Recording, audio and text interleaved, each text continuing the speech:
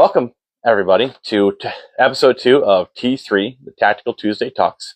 It's going to be a live 30-minute or so, just chat-isode. I'm just going to talk about EDC loadout, so I'm going to take any input and questions that we have in the chat. I guess I'm going to start doing this more weekly, as well as I'm going to start putting out a post probably at the end of the week, midweek, to get user suggestions about, I'm going to post the next episode topic. And I want you guys to give me topics, ideas, things you want to talk about in that following episode. Next week is going to be on ammunition and magazines. I am working on getting a ammunition manufacturer that's local here in Michigan. I've worked with them quite a bit, trying to work out a sponsorship program with them. I've done a lot of work for them and for gun shows and things like that for promotional items. I've made some promotional trays and items for them. So I'm going to try to get one of them on board. They know ammunition. I know ammunition a little bit, but they make ammunition. So they'll have a lot of good information to share with you guys. Hopefully they'll be available next week to come on live with me. That's going to be Delta Munitions. Hopefully we'll get them on live next week. But again, tonight is going to be on EDC Loadout. So for those of you who don't know, you should. If you're following me and you're on this, you probably know what EDC is. Everyday carry, right? So what you carry on your body and your person and with you every single day. Key essentials for me is a pocket knife. This is nothing fancy, no expensive blades. This is made in China. I probably bought it at a gas station. I've got a bucket full of these. I go get them professionally sharpened every once in a while. This one's actually sharpened pretty well. Always keep a knife on me. I feel naked without my knife. This is the one thing I cannot leave the house with, more so than my gun. I never leave the house without a knife. Next thing that I always leave the house with is a Sharpie or some type of writing utensil. I always have something like a pencil. I don't really do pencils. Pen or a marker or a Sharpie of some kind. That's always on my body. The next thing is a handy dandy flashlight. So I use and I will let you guys know brands and all that stuff, what I carry. This is a Streamlight ProTac. What model is this? And it's probably worn off by now. It is completely worn off by now. I can't remember the model. It's a 500 lumen, but I always carry this on me. That's always on my person. People will claim that they use their phone. Your phone's flashlight is garbage. It really is. It's good for like an admin light in tight spaces, but really you should have yourself a good pocket flashlight. This is kind of big, but I like it to be a full grip. I've used the Surefire macros. Yeah, the macros they're like this big. And they were smaller than my hand. I lost 3 of them. Just forget it. I didn't get those anymore. I've had the stylus ones that are like a pen. Those are great for when I was doing automotive work. They're durable as heck. You could beat the crap out of them. Streamlight makes a super durable light. if you can kind of see, this thing has been pretty beat up, and it still works every single time. And of course, you have your gun and your holster. It's clear, no mag. So I have my EDC, and this is my holster. Yes, I have found time to make myself a holster. I even feel guilty making myself stuff. It's just how it is. But you got to have a good holster and a good quality firearm that you can trust. Those are like the 4 main things that are always on my person, no matter where I go. And yes, Eric, the cheap knives are some of the best knives I've seen. You can spend a lot of money on a knife, but it's the same concept I have with carrying like a staccato. I've talked to a lot of people that carry a staccato, and great. The staccato is a great gun. It is. My M&P for a fraction of the cost is not going to outperform a staccato in a defensive situation. It really isn't. I can actually carry, well, depending on the model, if you're carrying a staccato, you're probably going to be at the same capacity as me at 15, and then I have 2 17-round mags that I usually carry on my body, on me or close to me. So we won't get too wrapped up on what's the best gun for your EDC. Just make sure you have a gun with you. Next, that's going to be on the body. Now, a couple of things you could carry on your body, we talked about it before, is medical. Now, Warrior Poet Society, they have this ankle It's like an ankle trauma kit, ankle medical kit. I haven't used it. I've seen it. It looks like it would be uncomfortable for me because I wear slip-on Western boots, and I would have a place. I'd have to have it on my calf, and it would just look weird and be in the way, and I wouldn't be able to get to it easily. But something like the Snake Staff Systems ETQ, we're going to start carrying these full-time soon here once I'm going to order some inventory. But these are a great thing to have on you. Like I said in the, I think the intro episode, this will fit in our, I don't have them. I got a double, just to show. This will fit inside of a 940 bag carrier. So you can fit them in that. You can get other, they have like a different carrying system for them. There's other ones you can use. But this is 33% smaller than a full-size tourniquet. Does the same thing as this with 33% less size, or 33% of the size. So you can carry this. I know people who carry this in their back pocket or small of the bag, and good on them, but that's not for me. So carry some type of medical on you. I would say at best have a medical kit in your go bag, in your EDC bag, in your vehicle. So medical is definitely going to be a big part of your EDC carry or loadout. Give me some kind of notes here. Onto the knife again. What would you guys think about the difference between a folding knife versus, say, something like a fixed blade knife, like the ShivWorks Clinch Pick? This is a fixed blade knife by ShivWorks. I like this. This is a really neat design, really small, compact. It actually, I didn't make the holster for it, but this will fit behind the belt, so it's nice and concealed.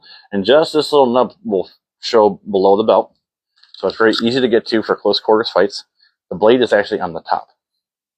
So the back strap of the knife is actually where the blade is. And that's because it's a defensive tool, in and out.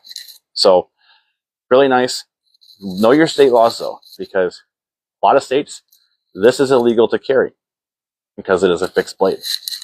However, it is underneath a certain length, so some states have restrictions on that. Like I think Michigan's is 3 inches or so, 3.5. And they'll even say that this little tab here is an assisted open, so it could be considered an auto. Just know your laws. They're really stupid. What I've heard, now I'm not giving any legal advice. This is from a couple police officers. If you're carrying a knife and it is for a tool, not a weapon, then it's legal to carry. Check your state laws and check with your local law enforcement. But this is a tool. Arkansas, everything is legal. Yeah. Well, Michigan's got a lot of crafty laws because we have a horrible government right now. But in 2 years, hopefully that changes. So, but that's a big thing to keep in mind is for your EDCs is your state laws. What are you legally allowed to carry? So make sure you know that. Just like, for example, in Michigan, we have a CPL. Other states have a CCW. Some of the states are really dumb where you can only carry like a certain registered firearm or weapon. It has to be that specific one. In Michigan is a CPL, concealed pistol license. So it has to be a pistol to be concealed. That means that if I want to carry a 5.56 or a AR pistol, it has to be registered as a pistol in order for me to carry it in my truck. If it's just a long gun, I cannot carry it loaded in my vehicle. It has to be stowed with the state law. Unloaded, magazine separate, ammunition separate, just like you would like a hunting rifle. So it has to be registered as a pistol in order for me to keep it as a truck gun. Then we'll go a little bit into off the body carry or your pack. So the first thing is a fanny pack. Really this is kind of a large one. I got this. This is the Everly Stock Bando XL. And I got this so that it will fit a larger frame gun. And they made this so it would pretty much just fits. I think I've got my Glock 45 in here with the light, barely. But that'll fit. This will fit my M&P with the flush mag. I think I tried it with the 17 and it's kind of tight. It will fit, but it's not easy to open. So I don't like it because I can't access it as quickly. And then when you're going to carry with a fanny pack, make sure you train and practice with it a lot. Staging your pull tabs and your loops where you want them to where it deploys the way you want. Inside here, I have a charge bank with cord. so that I can always keep my devices charged on the go. Big thing is a multi-tool. I don't want to carry these on my body as much. As I'm getting older, I'm starting to rethink that, but I don't want to have a Batman utility belt. I don't want to walk around looking like Batman. I want to have a nice, sleek outer appearance. That way I don't have this utility belt walking around with a flashlight mounted on my belt, a multi-tool on my belt, a fixed blade hanging off my belt. Like, I want just a clean look. Another thing about EDC goes along with your CCW, your concealed carry. I want most of my EDC to be concealed. But multi-tools are great. This is a Gerber suspension. There's a bunch of other brands out there. I think we're going to be starting to carry the line of SOG multi-tools. But multi-tool. What else I got here? I got cable ties, spare magazines, tape. You don't know how much you need tape on the go until you need tape. And you're like, I need tape. So always keep some tape. Electrical tape seems to be the most usable kind of tape to carry with you. Most versatile. That's what I recommend. Let's see what else is in here. Instant coffee packets, because you never know when you need to boost the caffeine, which is always. What else do I have in here? I've just emptied this thing out to clean. Oh, here you go. A lighter. I don't smoke, but you might need to start a fire. You might get caught in a situation where right now it's like 5 degrees outside or less in Michigan, and I might need this lighter for anything. Just start a fire to keep myself warm, or start a signal fire if I'm stranded, whatever you might need it for. Those are just some examples. I don't like loading out my fanny pack because it will get heavy. What I will load out is your everyday go bag. This is actually my work bag / go bag.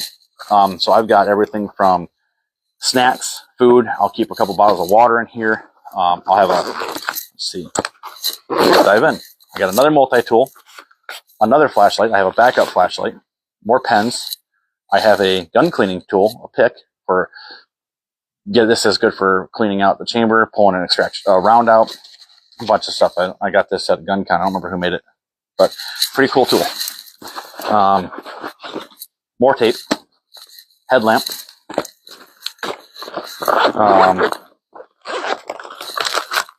wet wipes, really important, especially if you have on the go, wet wipes, another power bank, hand sanitizer. I got little trash bags, another pen, napkins, things like that.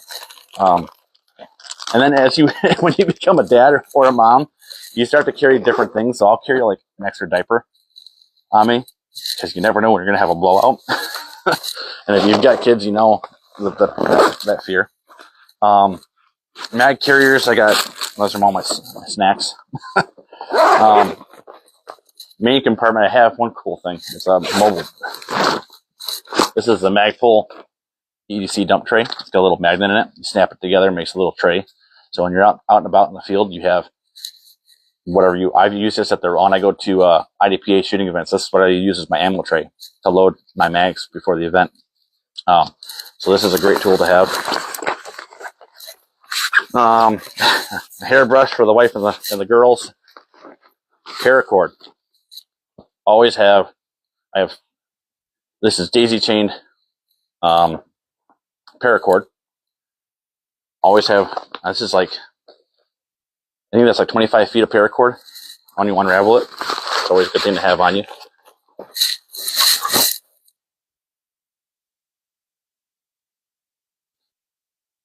Sometimes dew wipes are great. The chew through the tape.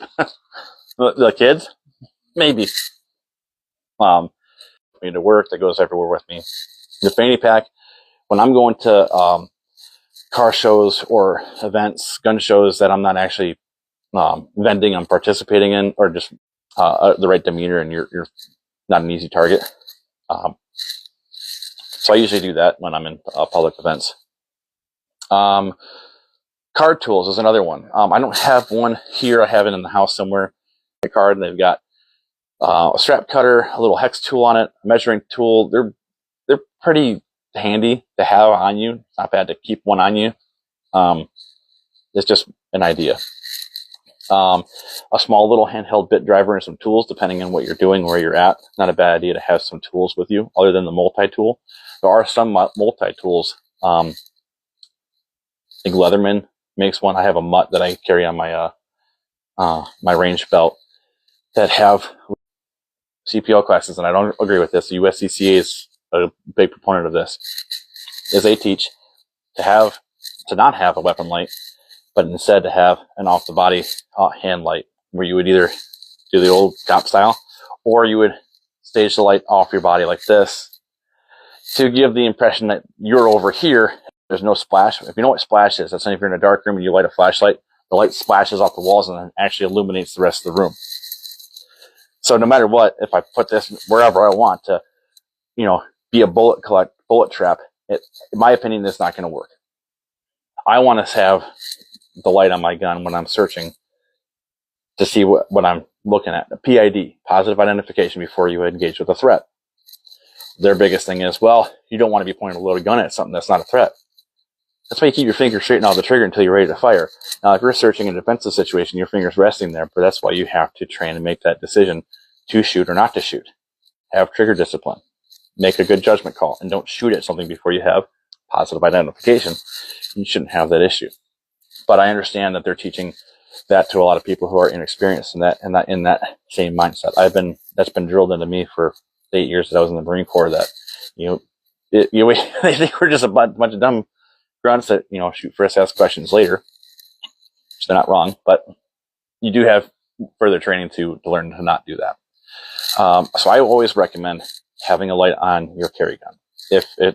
Most guns now have a company out there that makes a flashlight that'll attach to it. Even if you don't have a rail, Streamlight and Veridian at least laser, will have a light option for you. And that could be a whole nother topic about using weapon mounted lights and engaging threats that we can go dive deeper into at another date. All right. Some other things that are just not like your a tactical EDC kind of item is your phone. You always want to have your phone on you. Emergency calls, whatever you need to use your phone for. Everybody doesn't leave the house. I don't know anybody that leaves the house without a phone. So your phone is probably the main thing that you're going to leave the house with. Your keys. Of course, you're going to have your keys.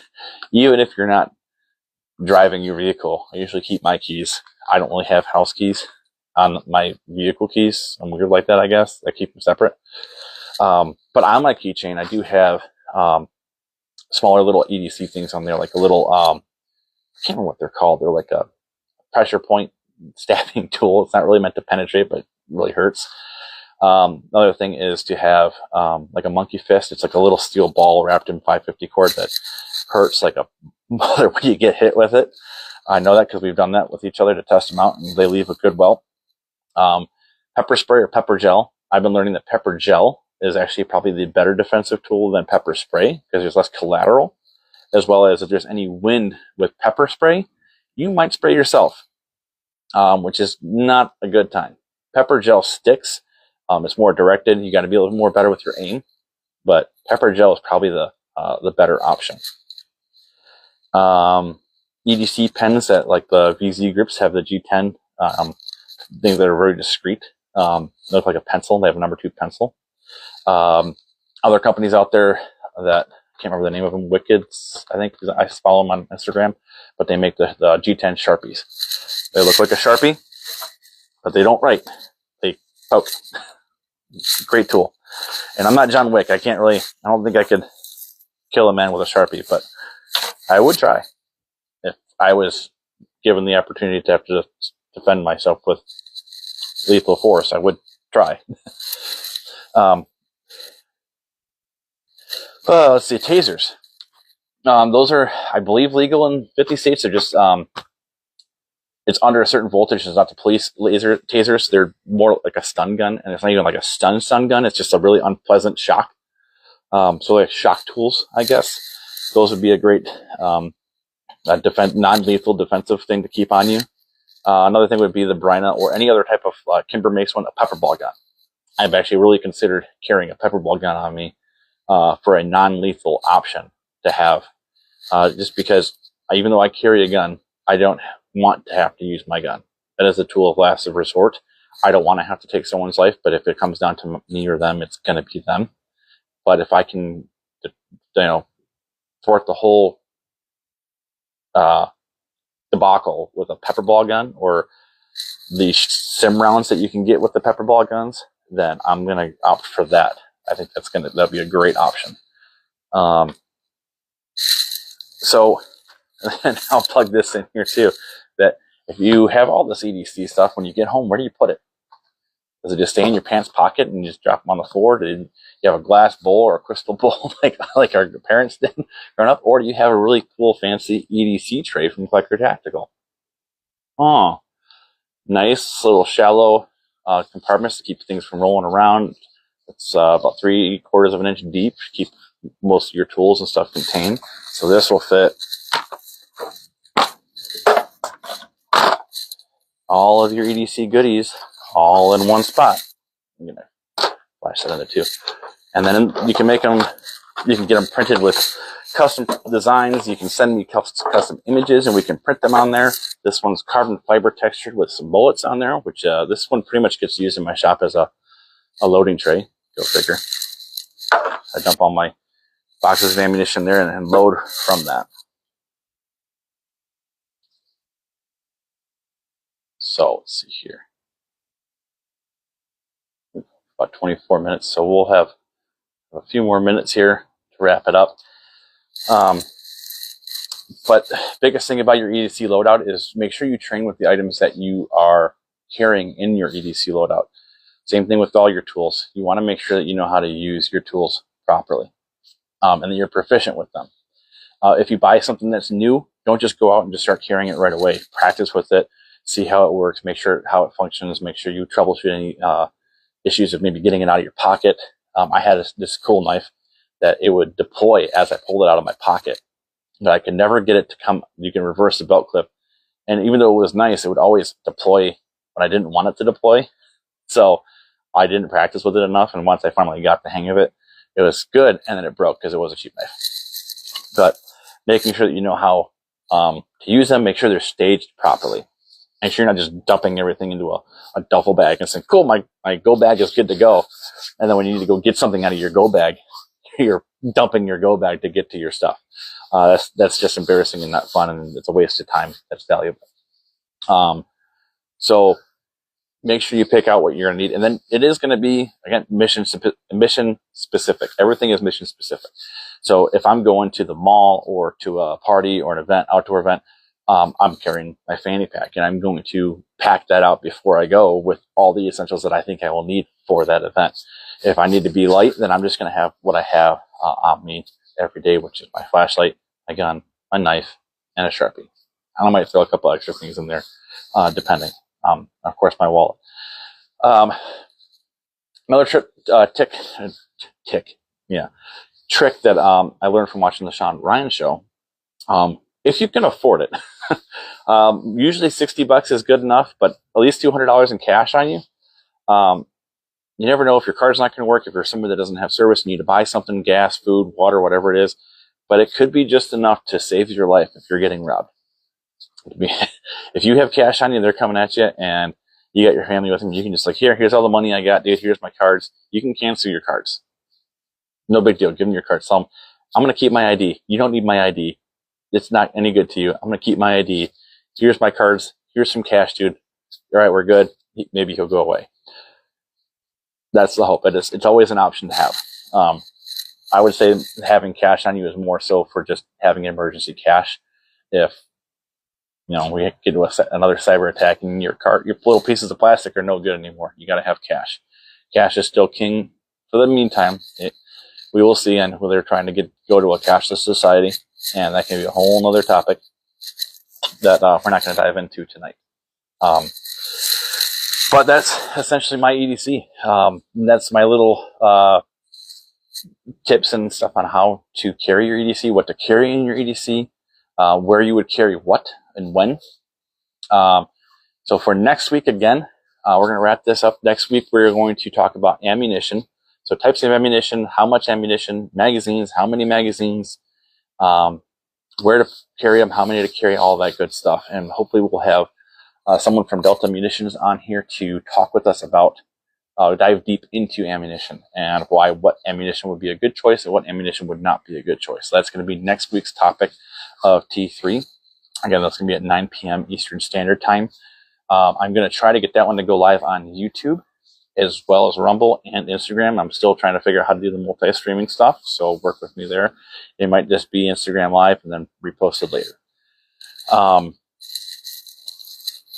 So that about wraps it up for this episode of T3. So everybody, thank you for watching and have a good night. Again, train, train, train, and carry with confidence and have a great night.